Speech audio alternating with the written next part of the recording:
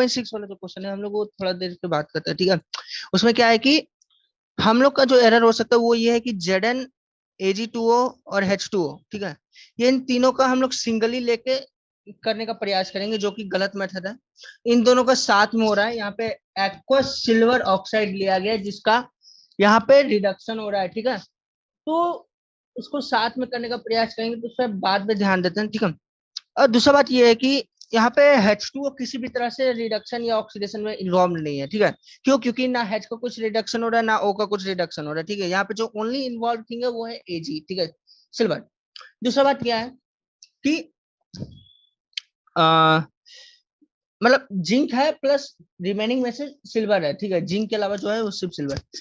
तो 2.6 वाला का जो इलेक्ट्रोड पोटेंशियल हम ढूंढ के नेट से आपको बताते हैं, ठीक है। 2.6 को रखते हुए मद्देनजर में रखते हुए 2.7 पे चलते। 2.7 जो क्वेश्चन है ये इन्होंने डायरेक्ट डिफिनेशन पूछा है, ठीक है? तो जो डिफिनेशन है वो आप चाहे तो यहाँ से भी देख सकते हैं, ठीक है। मतलब क्योंकि मतलब उसके लिए आपको ये पूरा थ्योरी पढ़ना होगा। ये थ्योरी वाला जो पार्ट है, इस थ्योरी वाला पार्ट को पढ़ना होगा, उसके अनुसार से आपको पूरा आंसर देना होगा, ठीक है। इसमें कुछ खास है नहीं, फिर बस इसी से पूछ लिया थ्योरी से, ठीक है।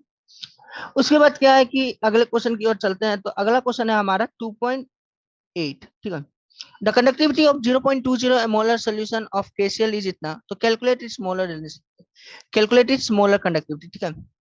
तो कंडक्टिविटी यानी कप्पा इन्होंने दे रखा है 0.0248, ठीक है, एस सेंटीमीटर इनवर्स। तो भैया इनको चाहिए क्या? मोलर कंडक्टिविटी, ठीक है। तो देखिए यूनिट का खास करके ख्याल रखना होगा, है ना। यूनिट का खास करके ख्याल रखना होगा, ठीक है। तो लैम्डा एम का फॉर्मूला है जब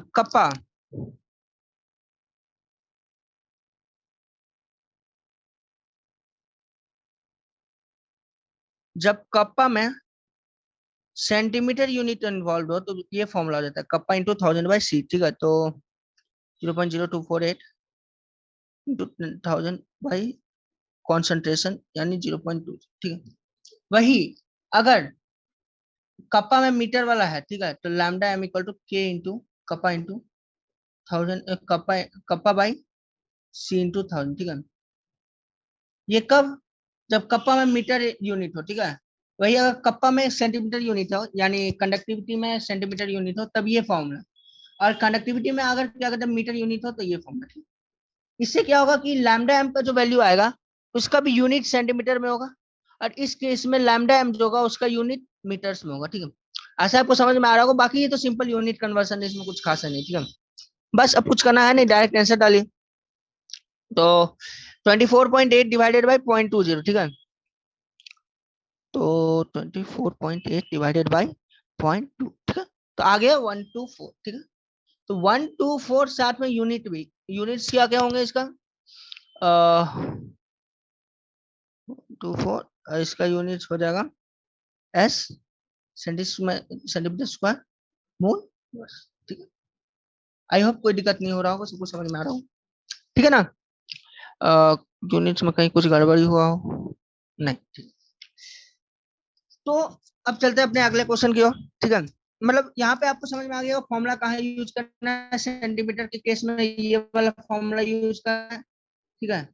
सेंटीमीटर के केस में ये फॉर्मूला यूज करना है, ठीक है, जिससे हमें जो आंसर भी आएगा वो भी सेंटीमीटर के यूनिट में होगा। मीटर के केस में ये वाला फॉर्मूला यूज करना है जिसमें आंसर भी जो आएगा वो मीटर के यूनिट में होगा, ठीक है। तो 2.8 कर लिया। तो 2.9 पे चलते हैं। 2.9 the resistance of a conductivity cell containing 0.001 m KCl solution of 298 Kelvin is 1500 ohms, ठीक है। तो what is the cell constant if conductivity of 0.001 m KCl solution at 290 Kelvin is? तो सबसे पहले सेल कांस्टेंट था। तो सेल कांस्टेंट हमारा था L by A, ठीक है, L by A, ठीक है। सेल कांस्टेंट है G star equal to L by।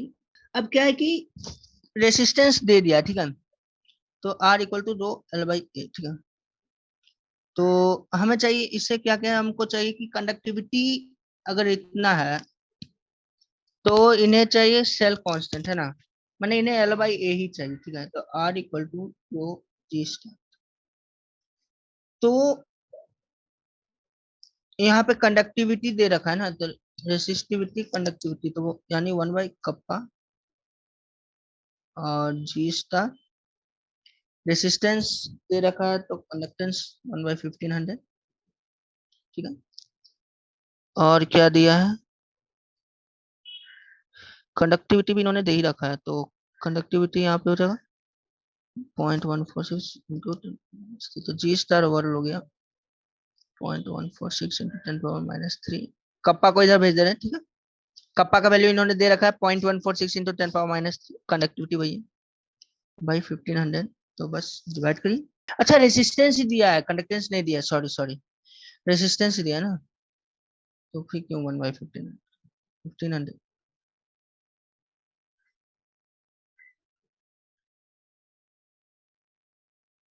तो इंटू 1500 यानी 1.5 इंटू 0.146 मल्टीप्लाई करना होगा, तो 3 गुना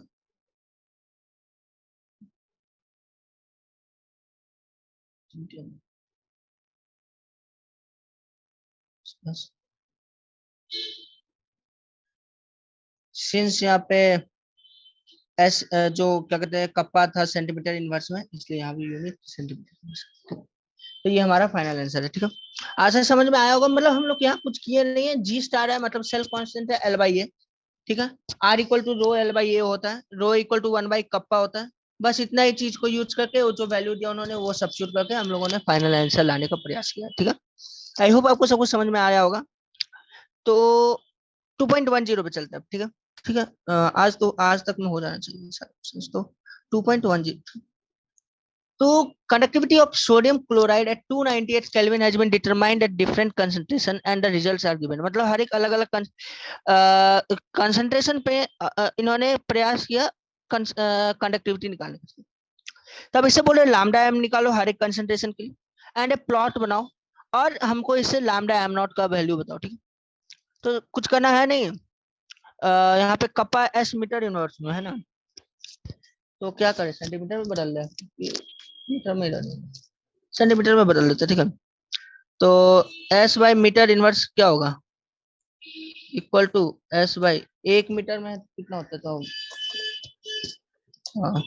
sorry S by metre inverse, S by metre, तो equal to 10⁻⁻² S by centimetre. ठीक है, यानी एस बाई मीटर का 10⁻² होगा एस बाई सेंटीमीटर। ठीक है, तो given value S by centimetre में। ठीक है, सारे कपास। ठीक है, सबसे पहले निकालते हैं लैम्डा एम हर एक के लिए। ठीक है, तो लैम्डा एम का फॉर्मूला क्या बताए थे, सेंटीमीटर के लिए के इंटू कपा बाई के इंटू कपा इंटू 1000/c। तो कपा क्या होगा कि सेंटीमीटर का केस ले रहे हैं, तो लैम्डा एम फॉर कॉन्सेंट्रेशन का अगर टेबुलेट कर दें 0.001 0.010 0.020 0.050 0.100, तो ये सारे कॉन्सेंट्रेशन है। अब हमें निकालना लैम्डा एम। ठीक है, तो वैल्यू सब्स्टिट्यूट करके डायरेक्ट हम वैल्यू डाल देते हैं यहाँ पे। ठीक है, तो कप्पा इंटू 1000/c, तो कप्पा इंटू 1000/c, तो वन, पहला वाले केस में 1.237 इंटू 1000 यानी फर्स्ट केस में 1.337 इंटू 10⁶। ठीक है, ओह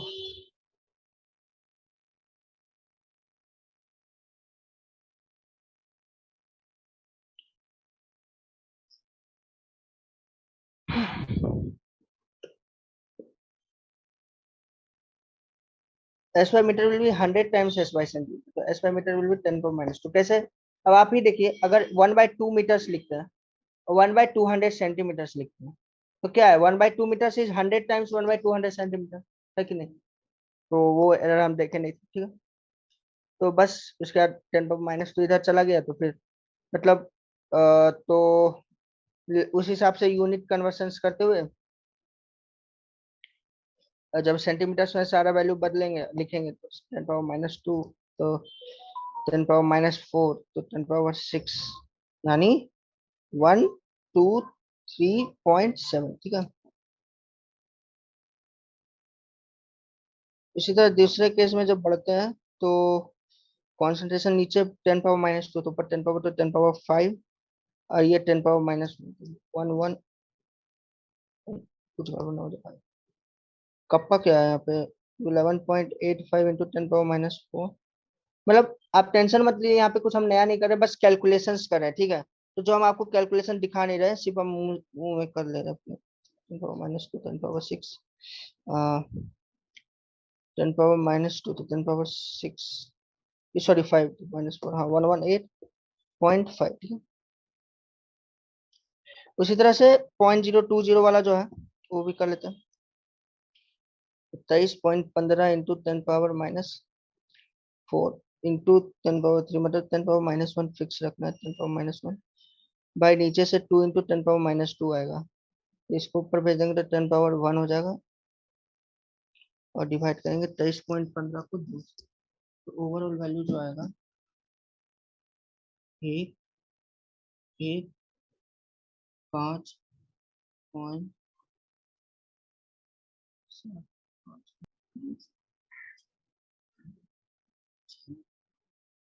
111, और क्या बचा लास्ट में? 106.74 गुना 10⁻−1 बाई 10⁻−1, कट गया पूरा, 106.74। तो मतलब ये हमें कॉरेस्पॉन्डिंग मोलर कंडक्टिविटीज के वैल्यू आ गए हैं, ठीक है। मतलब सिर्फ यहाँ पे फॉर्मूला लगाया, ये वाला lambda m equal to kappa into 1000/c। Kappa को हमने क्या कहते हैं, एस बाय सेंटीमीटर इनवर्स बदला है। खास करके ध्यान रखिएगा यूनिट कन्वर्सन गड़बड़ ना हो, जैसा हमने गड़बड़ किया था अभी कुछ समय पहले, ऐसी गड़बड़ी नहीं होनी चाहिए, इसका ध्यान रखिए। और इस तरह से हमें आंसर यहाँ पे आएगा। तो अब करना क्या है, आगे लैम्डा एम और सी हाफ के बीच का ग्राफ बनाना होगा, ठीक है। तो ये मतलब मेहनत करने वाला चीज है कि जैसे हम लोग सी हाफ अगर करेंगे, अब सी हाफ निकालेंगे, तो मतलब सी हाफ की कुछ वैल्यू आएगा, ठीक है। उसके बाद क्या कि जब आप लैम्डा एम और सी हाफ के बीच का आप ग्राफ बनाइएगा तो कुछ स्ट्रेट लाइन टाइप का आएगा, ठीक है। तो जो ये वाला वैल्यू जो होगा, ठीक है, ये किसके बीच में ग्राफ बनेगा, लैम्डा एम और सी हाफ के बीच का। तो जो ये वैल्यू आ रहा होगा यहाँ पे, ये जो इंटरसेक्टिंग पॉइंट वाला, तो जो उसका लैम्डा एम आ रहा होगा वो आपका limiting molar conductivity lambda am not हो जाएगा। तो उससे आप वैल्यू निकाल सकते हैं, ठीक है। तो इसको हम कर नहीं रहे हैं, इसको छोड़ के अब आगे बढ़ते हैं, ठीक है, स्किप कर, मतलब ये पार्ट आप लोग खुद से कर सकते हैं, ठीक है। 2.11, पहला वाला क्वेश्चन क्या था कि molar conductivity for strong electrolyte है, अब molar conductivity of for weak electrolyte है, तो उसमें कॉन्सेप्ट था हम लोग क्या, देखिए conductivity of 0.024 molar acetic acid is इतना, calculate the molar conductivity if lambda M nought is इतना, and what is its dissociation constant. तो ठीक है, कंडक्टिविटी पता है, तो सबसे पहले मोलर कंडक्टिविटी निकालते हैं यूनिट सेंटीमीटर इनवर्स में, तो lambda m equal to kappa into 1000/c, metre सारे सेंटीमीटर के यूनिट में आएगा जैसा, तो कप्पा यहाँ पे 7.896 इंटू 10⁻⁻5, ठीक है, इंटू 1000/0.0241, ठीक है, 32.76, ये आ रहा है S centimetre square mole inverse, ये हमें आया मोलर कंडक्टिविटी, ठीक है। अब हमें चाहिए डिग्री डिसोसिएशन कांस्टेंट, तो बस अल्फा इक्वल टू हम लोग को पता है formula, lambda m by lambda M nought, ठीक है। तो शायद लैम्डा से रिप्रेजेंट नहीं करते, कुछ इस तरह से रिप्रेजेंट करते हैं, ठीक है, हमें लैम्डा लैम्डा बार बार याद है, तो इसको पता नहीं क्या करते हैं, तो इजीनेस के लिए लैम्डा ही करे, ठीक है। शायद लैम्डा, इसको भी लैम्डा ही करते हैं, तो lambda m by lambda M nought, ठीक है। अब क्या है, बस फॉर्मूला फॉर्मूला दे ही दिए हैं, बस वो वैल्यू सब्स्टिट्यूट करना है। तो 32.763 डिवाइडेड बाय 390.5, क्या आंसर है, 0.083, बस यही हमारा आंसर है, ठीक है। तो कुछ गड़बड़ी नहीं हुआ हो यहाँ पे। हाँ हाँ, वो नहीं अल्फा, ये उन्होंने बोला डिसोसिएशन कांस्टेंट, वो तो डिग्री ऑफ डिसोसिएशन हो गया 0.083। डिसोसिएशन कांस्टेंट का अर्थ हो गया कि k equal to c alpha square by 1 - alpha, ये वाला फॉर्मूला नहीं होता है, वो यूज करना है। तो फिर ये तो बहुत गंदा कैलकुलेशन है, तो फिर 0.00241 into 0.084 अप्रोक्सीमेट कर लेना बाई 1 माइनस 0.084। चलिए कैलकुलेट करते हैं। बहुत छोटा, बहुत ज्यादा छोटा वैल्यू आते हुए हमारा 1.85644 into 10 to the power minus 5 मोल। ठीक है, तो ये हमारा फाइनल आंसर है। ठीक है, तो टफ कुछ नहीं था, डिग्री ऑफ डिसोसिएशन और डिसोसिएशन कांस्टेंट में हम कंफ्यूज हो गए थे। ठीक है, तो बाकी इस तरह से आंसर आ गया। ठीक है, अब क्या है कि चलते हैं अगले क्वेश्चन पे। ठीक है, तो क्या है कि Al+3 से Al में कन्वर्ट करना है। ठीक है, तो जैसे एक Al के लिए 3 इलेक्ट्रॉन चाहिए। ठीक है, तो 1 मोल Al के लिए कितना चाहिए होगा? 3 मोल इलेक्ट्रॉन। ठीक है,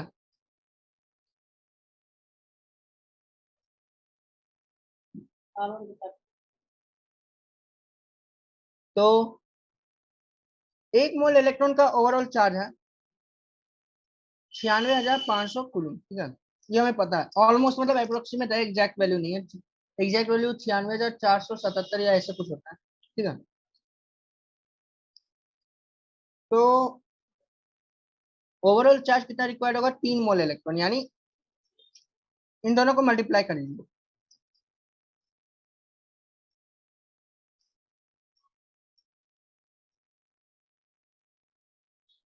तो फिर हो जाएगा 289 क्रॉस 500, मतलब कॉमा 500। ठीक है, ये हमारा फाइनल आंसर, मतलब इतना कुलुम चार्ज चाहिए हमें। ठीक है, आई होप समझ में आया। लॉजिक कुछ टफ नहीं है, समझिए। एक Al+3 से Al जाने के लिए 3 इलेक्ट्रॉन चाहिए। ठीक है, मतलब इतना चार्ज चाहिए, तो माइनस, मतलब माइनस चार्ज लगा लीजिए यहाँ, इतना माइनस चार्ज चाहिए। तो एक Al+3 से Al जाने के लिए 3 इलेक्ट्रॉन चार्ज चाहिए। ठीक है, -3 इलेक्ट्रॉनिक चार्ज चाहिए। अब क्या है कि 1 मोल इलेक्ट्रॉनिक चार्ज हमें, तो अब हमें 1 मोल Al+3 को क्या कहते हैं Al में बदलना है, यानी 3 मोल इलेक्ट्रॉनिक चार्ज चाहिए। हमें पता है कि 1 मोल इलेक्ट्रॉनिक चार्ज का वैल्यू अप्रोक्सीमेटली 96,500 कूलम है, 96,500 कूलम से। ठीक है, यानी approximated value, exact value 964 and something something ऐसे है। ठीक है, तो फिर 3 मोल के लिए क्या करना होगा? 3 इंटू कर दीजिए, बस आ गया आंसर। उसी तरह से आने वाले ये 2 क्वेश्चन भी हो जाएंगे, है ना, कुछ खास है नहीं इनमें। यहाँ Cu+2 से Cu जा रहा है, यानी 2 मोल इलेक्ट्रॉनिक चार्ज चाहिए, है ना। 2 इंटू 96,500, तो जो कि हो जाएगा 2 0 0 0 2 12 13 दोनों माता रहे, कितना कुलम चार्ज। ठीक है, कोई दिक्कत समझ में आया? उसी तरह थर्ड वाला, तो इसमें Mn+7 से Mn+2 मिला। यहाँ पे आप ध्यान दीजिए, MnO4 माइनस है। ठीक है, तो इसका मतलब ये नहीं कि Mn माइनस हो जाए।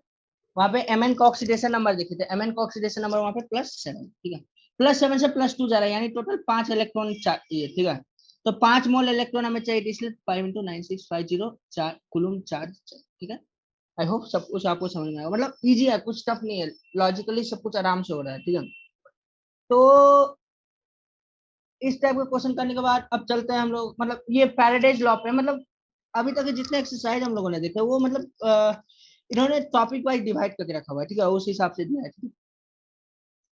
20 ग्राम, ये वाला क्वेश्चन है कि ये वाला क्वेश्चन भी पिछले क्वेश्चन पे बेस्ड है, कैसे चलिए देखते हैं। Ca+2 से हमें Ca मिलेगा, तो 2 इलेक्ट्रॉन चाहिए। अब क्या है कि Ca कितना है? 20 ग्राम, यानी कितना हुआ? कैल्शियम का एटॉमिक वेट कितना होता है?